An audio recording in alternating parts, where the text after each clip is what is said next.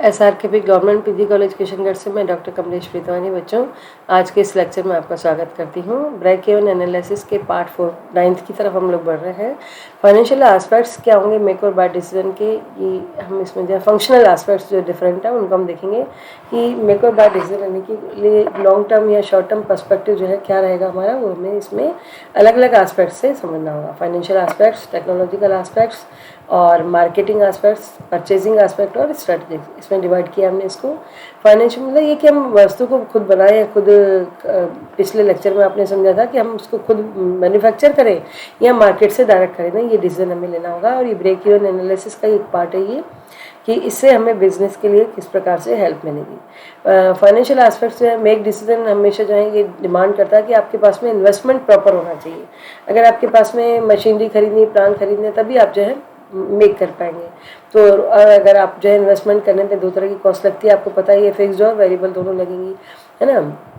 लेकिन make decision में तो आपके फिक्स्ड और दोनों लगेंगे ही वेरिएबल में। लेकिन अगर आप बाजार से खरीदते हैं, बाय डिसीजन है, तो केवल वेरिएबल कॉस्ट से काम चल सकता है। तो आपको ये देखना होगा कि किस प्रकार से कंपैरेटिव एनालिसिस करके कि किससे आपको बेनिफिट ज़्यादा मिल रहा है, इकोनॉमिकल कौन सा एस्पेक्ट है।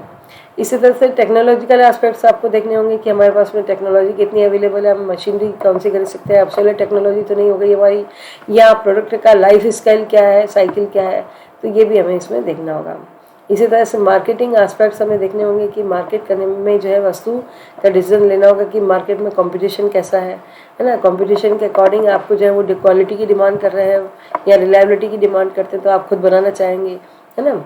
जैसे अब आप कहते हैं कि भाई बड़े जो बिजनेसमैन हैं वो क्या करते हैं कि यही सोचते हैं, जैसे आपने देखा कि गोदरेज है। अब गोदरेज जो अपनी सारे ऐसे प्लांट लगाएगा कि वो वहीं पे बनवाएगा और खुद ही जो है उसको प्रोडक्शन को कंप्लीट करेगा।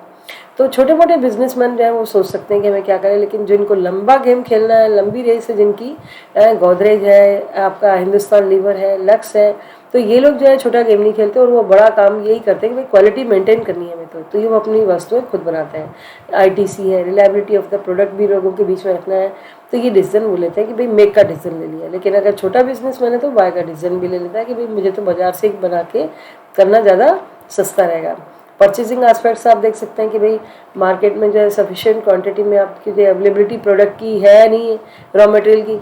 अब आपने अगर चिली फ्लेक्स बनाने का सोचा तो उसके लिए चिली आपके पास में अवेलेबल है कि नहीं है। आपने सॉस बनाने का सोचा तो उसके लिए डिफरेंट टाइप के जो है आपके पास टोमेटोज़ और अदर जो है गुड्स अवेलेबल है कि नहीं है। या आपने कोई फूड चेन खोली तो उसके लिए आसपास आपको जो है ग्रीन वेजिटेबल्स इजीली मिलती हैं, नहीं मिलती हैं, है ना। जैम बना रहे हैं तो आपको एप्पल इजीली अवेलेबल है नहीं है। मतलब ये आपको अवेलेबिलिटी ऑफ आइटम देखना होगा, साथ ही डिलीवरी कमिटमेंट देखना होगा कि वो आपको कब तक इजीली आपको सामान मिल जाता है।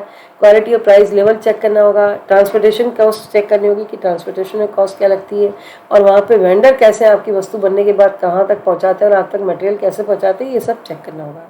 स्ट्रेटजिक एस्पेक्ट में मैंने ये लिया है कि भाई हमें जो है ओवरऑल बिजनेस का आपकी स्ट्रेटजी क्या है, आपकी प्लानिंग क्या है, आप चाहते क्या है, ऑब्जेक्टिव आपका क्या है बिजनेस का। अगर आप इकोनॉमी को इंपॉर्टेंस दे रहे हैं या सिक्रेसी को दे रहे हैं, फ्लेक्सिबिलिटी को दे रहे हैं, क्वालिटी को दे रहे हैं, डिसीजन मेकिंग इसी बेस पे आपकी डिपेंड करेगी कि आप मेक करें और बाय करें। इंटेंजिबल एस्पेक्ट्स बच्चों वो होता है जैसे कि हम कह रहे हैं कि जो हमें दिख नहीं रहे हैं लेकिन आसपास हैं। एनवायरमेंटल फैक्टर्स बहुत ज़्यादा पे करेंगे कि आपने वस्तु बना ली और आसपास जो है कॉलोनीज है ना, रहने वाले घरों के लोगों के घर हैं, तो आप इस प्रकार की वस्तु नहीं बना सकते। वहाँ पे इंडस्ट्री लगा रहे हैं और आप मेक कर रहे हैं तो उससे उनका नुकसान हो सकता है। तो आपको देखना होगा कि हम उस चीज़ को फिर वहीं पर शॉर्टकट करके मार्केट से लेकर के और उसमें अपना कुछ मैन्युफैक्चरिंग करके उसको सेल कर सकते हैं।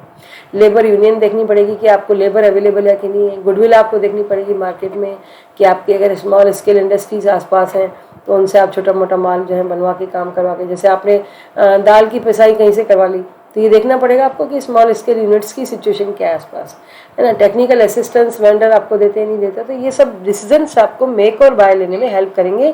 केवल आप कॉस्ट फैक्टर पे नहीं चल सकते कि कॉस्ट ही है, आपको सारे फैक्टर्स को देखते हुए डिसाइड करना होगा कि आप वस्तु को मेक करें और बाय करें। धन्यवाद।